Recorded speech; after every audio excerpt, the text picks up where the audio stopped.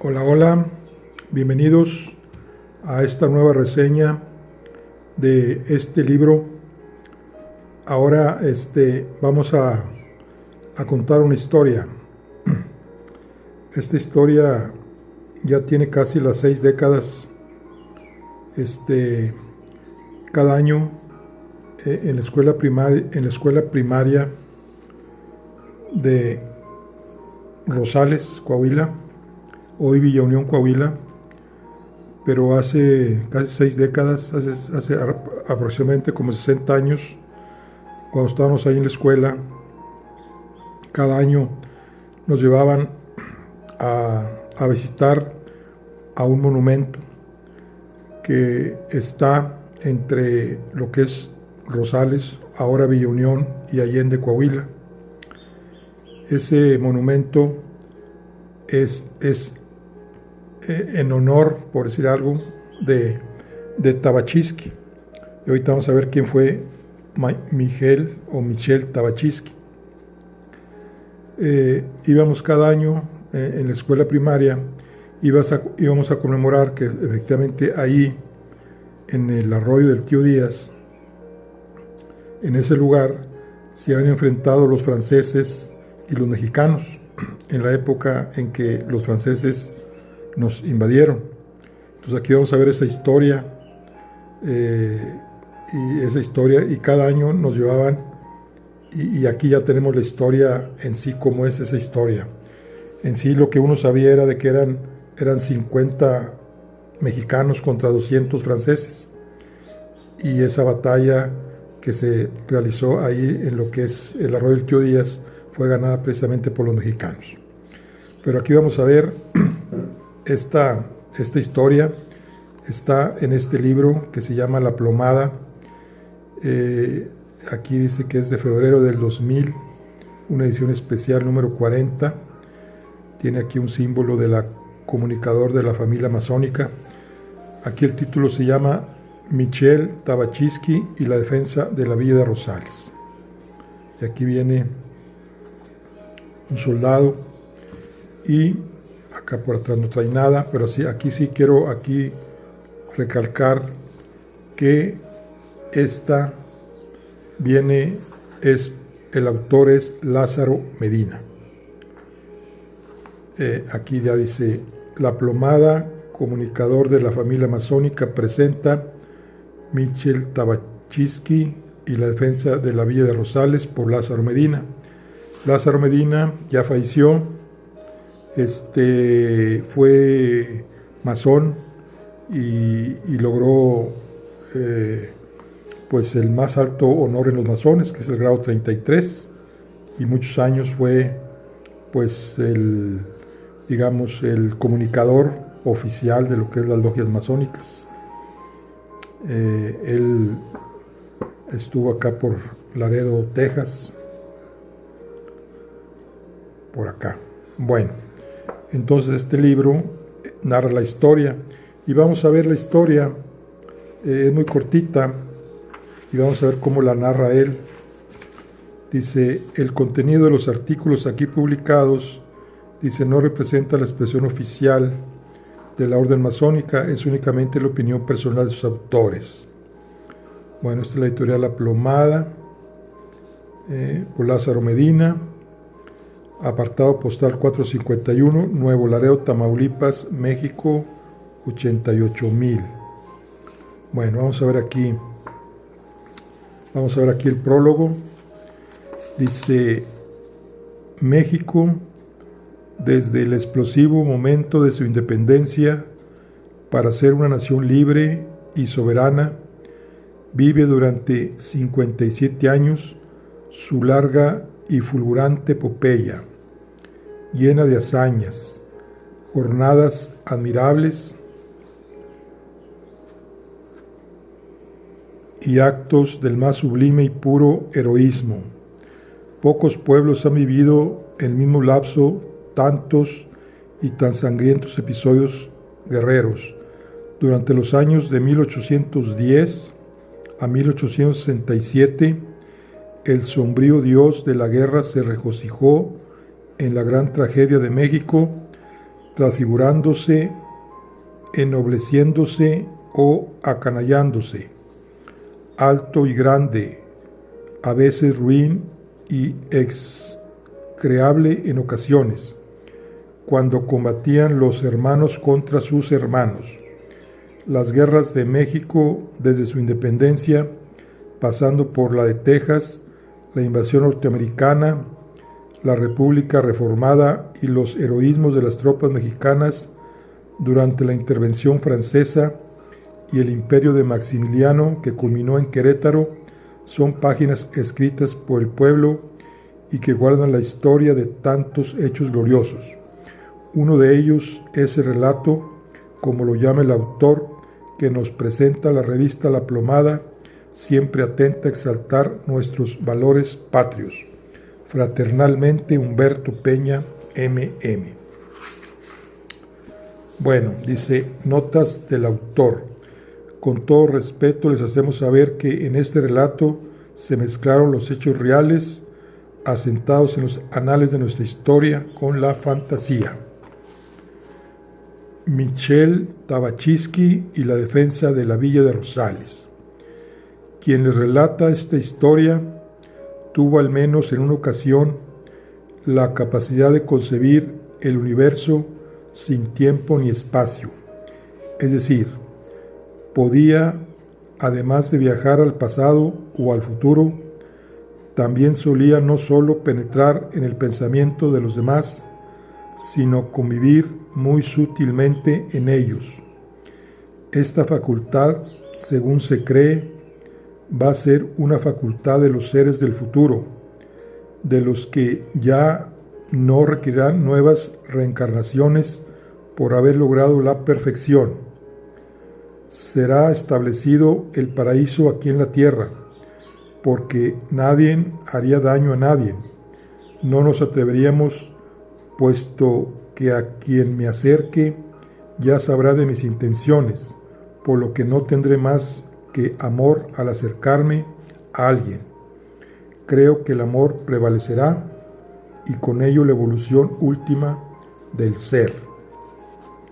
Yo, Horaz, hube de viajar al pasado de mis antecesores porque me era necesario entender de algunas cosas y aquí los hechos. En un lugar del planeta Tierra, al que hoy llaman el país de México, y de este un trozo más pequeño que las gentes llamaron estado de Coahuila, situamos ahí nuestro relato en el espacio. Ahora veamos en qué lugar del tiempo. Era gobernador del estado de Coahuila el coronel Gregorio Galindo, que desde el 5 de octubre de 1864 dirigía los destinos del estado.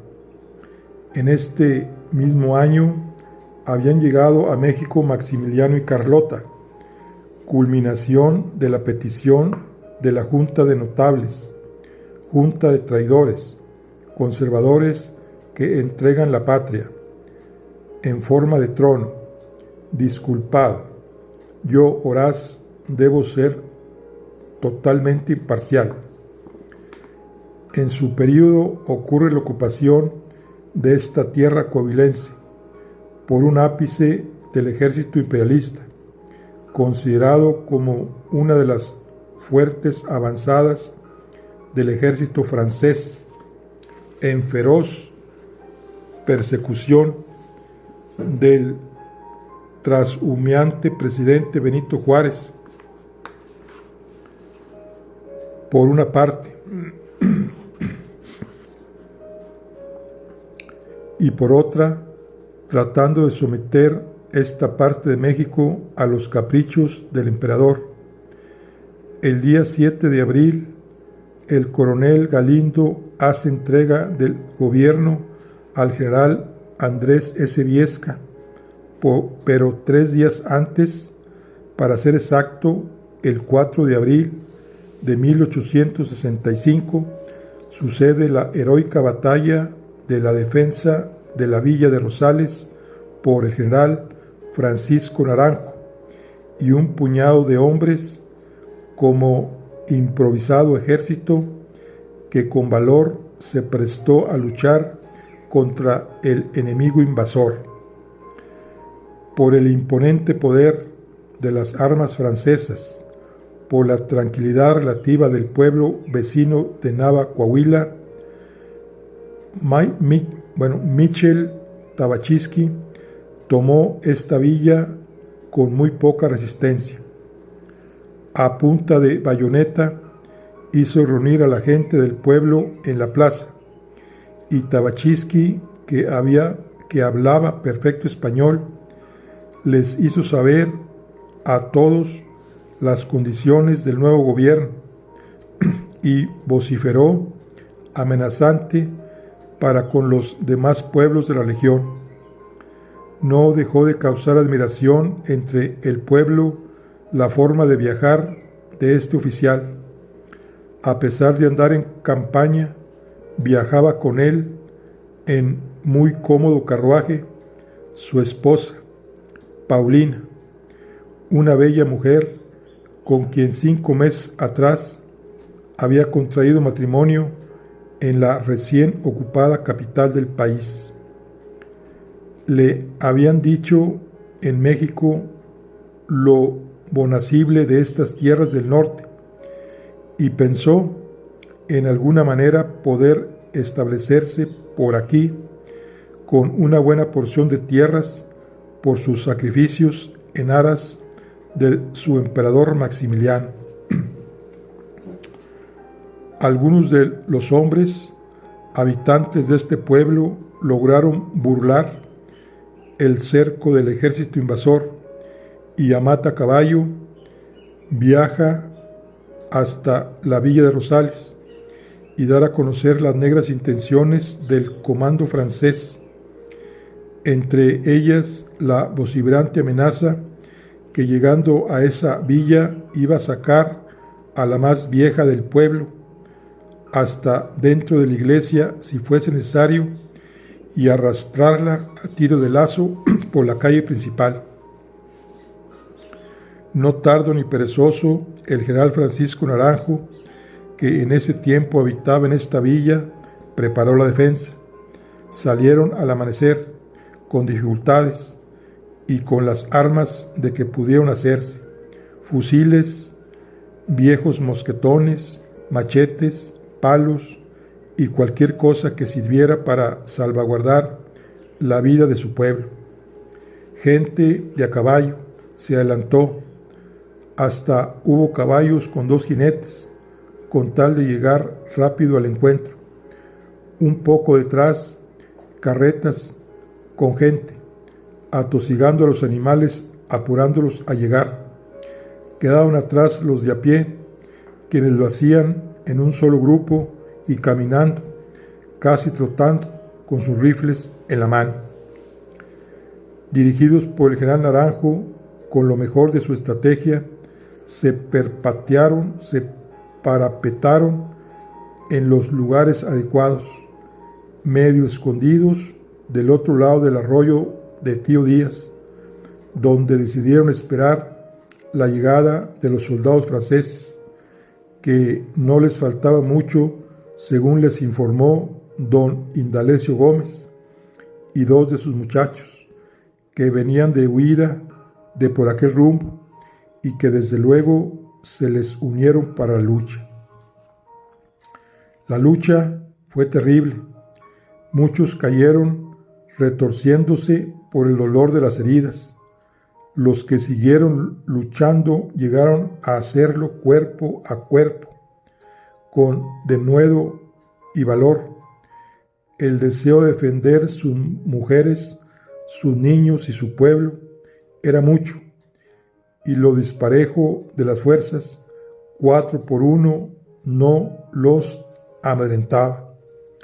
Las acciones del contingente francés fueron brillantes y decisivas.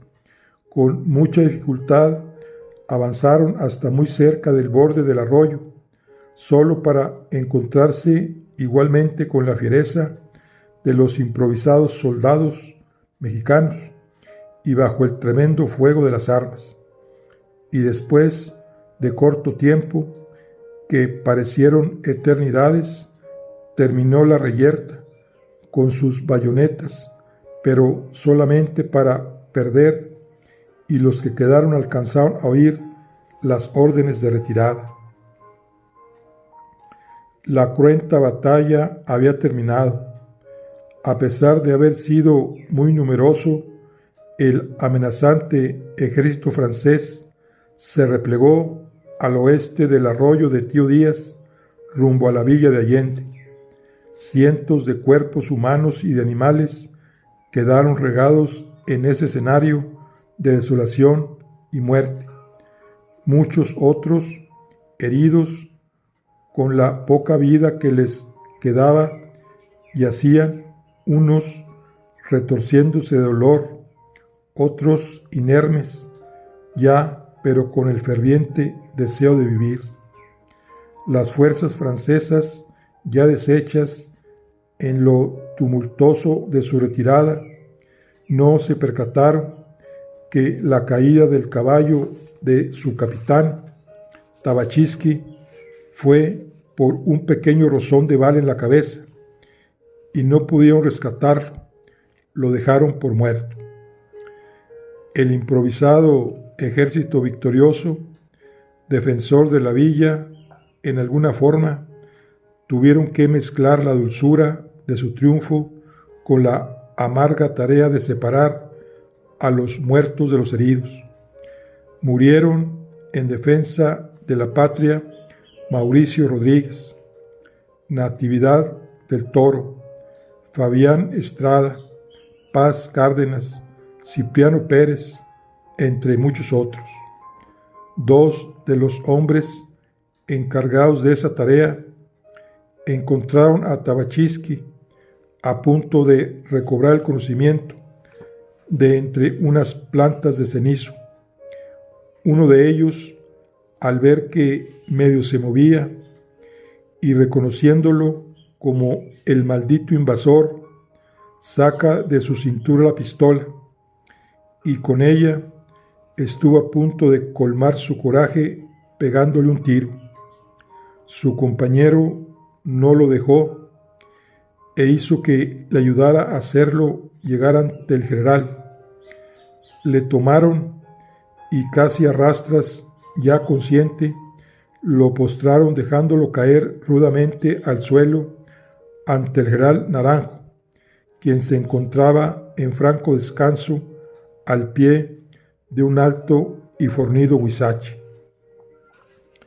Ya para entonces la gente se le arremolinaba alrededor de ellos con ganas de matarlo a palos. No lo maten todavía.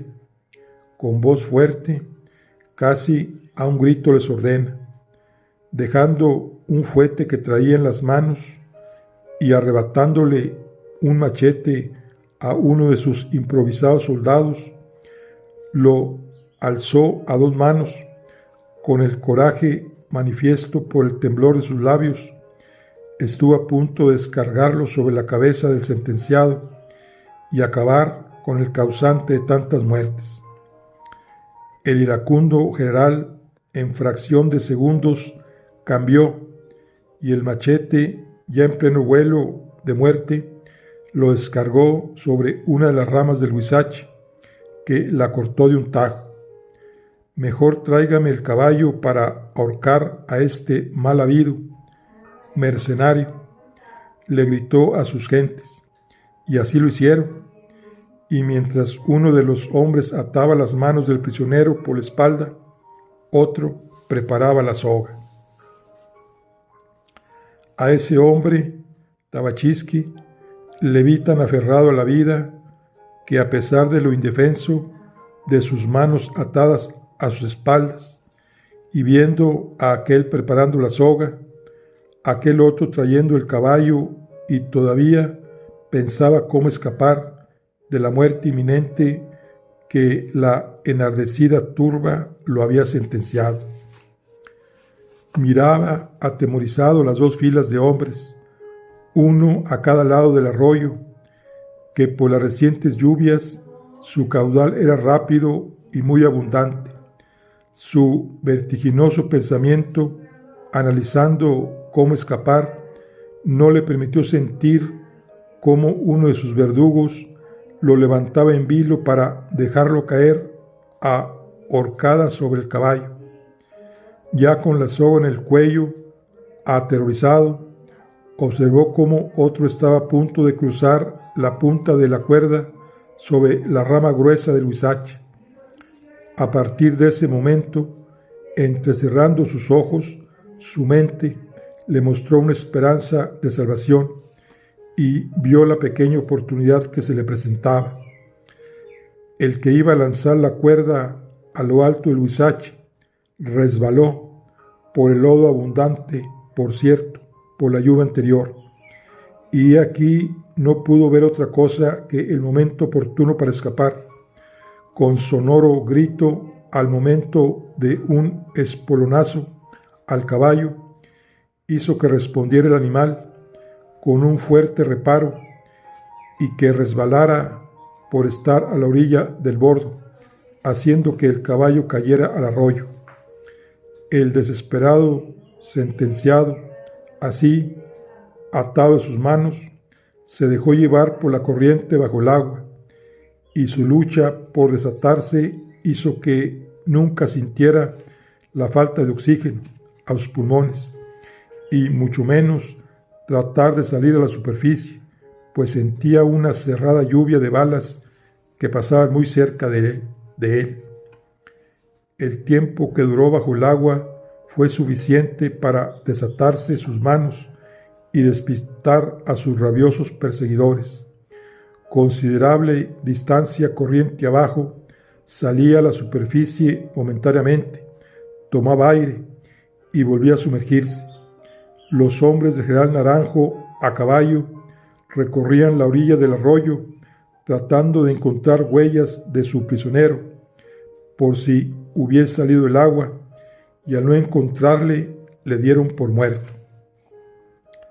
A muy buen trecho, arroyo abajo, decidió salir de las lodosas aguas, y luego fue caminar y caminar. Sus ropas desgarradas mostraban más al paso del viento sus heridas que ya habían dejado de sangrar. Jadeante, miraba hacia atrás. Quería estar seguro de que ya nadie lo seguía, para luego continuar su paso con más prisa.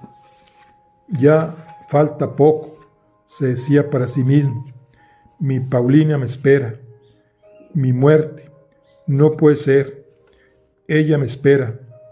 Ahí, a lo lejos, alcanzaba a ver el campamento de Nava, y sacando fuerzas de la nada seguía avanzando y a grandes zancadas. A lo lejos divisó a su Paulina salir del campamento, la vio correr hacia él con los brazos extendidos. Ya se acercaban uno al otro. Era notable la desesperación de los dos por alcanzarse. Cuán grande era el amor de ambos para llegar al desespero, y él lloró por no poderse encontrar. Ahí, a escaso medio paso para alcanzar su mano, no lo logró. Sus fuerzas le fallaron. Oh, tristeza. La muerte le llegó. El grito ¡arrea! De uno de sus ejecutores, ahuyentando al caballo, lo volvió a la realidad, y su cuerpo quedó suspenso de la cuerda, mostrando los movimientos bruscos propios de la muerte llegando a su cuerpo. Tabachinsky no tenía más pensamiento que su amada Paulina. Por ella no sentía el cansancio ni la falta de alimentos. En lo profundo de su ser conservaba la hermosa imagen de su amada, y por ello no sentía la muerte. Y no sentía la muerte porque el impulsivo amor por ella le capacitó durante el proceso de su ejecución, primero, a ver pequeños destellos de su vida, y después, en el momento final, a pesar de vivir toda una vida en un solo destello, ¿Cómo es eso?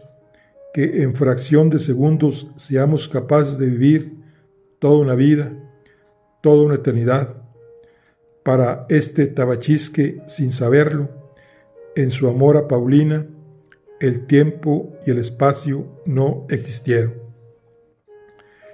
El desalmado Tabachisqui, en un fugaz momento de su agonía, pretendió creer que el amor de Paulina lo reivindicaba, pero aquel glorioso día de 1865 se hizo justicia. Cada hijo de la villa de Rosales fue un soldado de la patria y como tal la defendió. Yo, Horaz, en mi viaje he encontrado una de las cosas que me era necesario entender. Bueno, esta es la historia de Miguel Tabachisqui y la defensa de la villa de Rosales, que como les digo, cada año, hace más de 60 décadas, íbamos toda la escuela a rendir homenaje, lo que es al general Naranjo, que fue, digamos, el que derrotó a Miguel Tabachisqui. En ese entonces decía que eran 50 mexicanos contra 200 soldados franceses, bien preparados y bien armados, y en esa batalla, pues, la ganaron los mexicanos. Esa es la historia que se cuenta, digamos, la que se cuenta en México. No sabemos qué se contaría o cuál sería la historia en Francia sobre esta batalla de Miguel Tabachisqui y la defensa de la villa Rosales.